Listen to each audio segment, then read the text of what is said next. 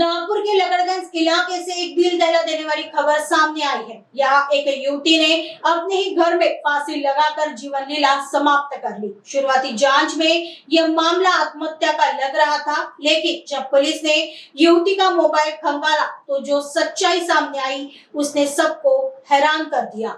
बताया जा रहा है कि युवती ने अपने बॉयफ्रेंड के साथ वीडियो कॉल पर बहस के दौरान यह घातक कदम उठाया। पुलिस ने अब इस मामले में उकसाने के आरोप में बॉयफ्रेंड को गिरफ्तार कर लिया है। आखिर उस रात क्या हुआ था, क्या थी उस वीडियो कॉल की हकीकत?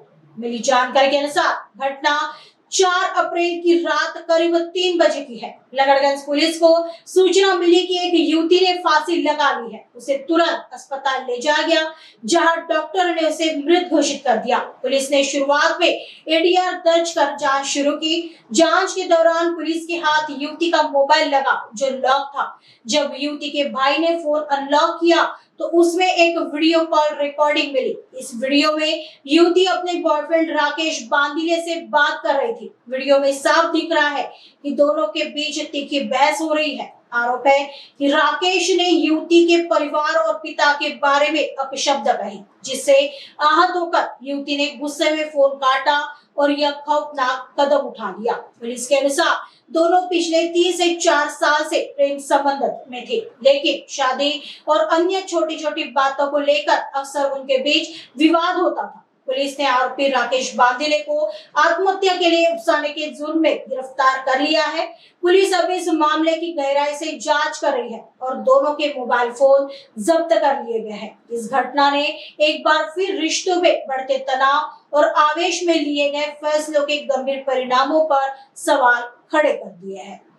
लकड़गंज पोलिसांच्या हद्दीमध्ये 4 तारखेच्या रात्री दुपारी साधारण रात्री 3च्या दरम्यान पोलीस स्टेशनला एक कॉल प्राप्त झाला की एका अविवाहित मुलीने गळफास घेऊन आत्महत्या केलेली आहे आणि तिला न्यूयर हॉस्पिटल इथे घेऊन गेले असता त्यावेळेला तिला डॉक्टरांनी मृत घोषित केले होते। त्याप्रमाणे आपण 4 तारखेला एडीआर दाखल केला होता।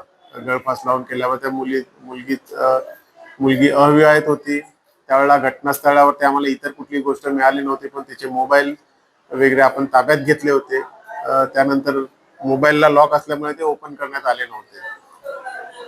जेव्हा घरच्यांनी अंत्यविधी वगैरे करून झाल्यानंतर 4 दिवसानंतर त्यांचे घरचे पोलीस स्टेशनला आले आणि त्यांना मोबाईल आम्ही उघड करण्यात दिला असता त्याचा भाऊ जो आहे सूरजने त्या मुलीचे मोबाईल उघडले असता त्या मोबाईल मध्ये एक व्हिडिओ कॉल दिसून आलेला आहे, जो तिच्या मुलीचा बॉयफ्रेंड जो होता राकेश बांदिले याच्यासोबतचा बोलतानाचा व्हिडिओ तो होता आणि त्याच्यामध्ये तो तिला तिच्या घरच्यांच्या वरून वडिलांच्या वरून बहिणीवरून तिला बोलत असताना दिसल्यामुळे ती मुलगी रागावल्याची दिसली आणि ती रागावून तिने मी तुझं नातं संपवत आहे, संपूर्ण सगळं टाकत आहे असं करून तिने फोन कॉल कट केल्याचं दिसून आलं।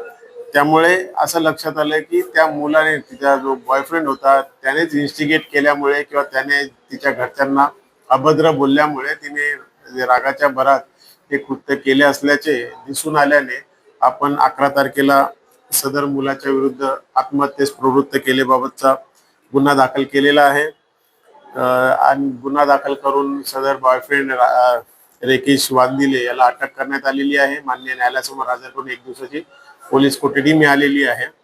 त्या मुलाचाही आपण मोबाईल जप्त केलेला आहे आणि त्याची तपासणी चालू आहे, अधिक तपास चालू आहे।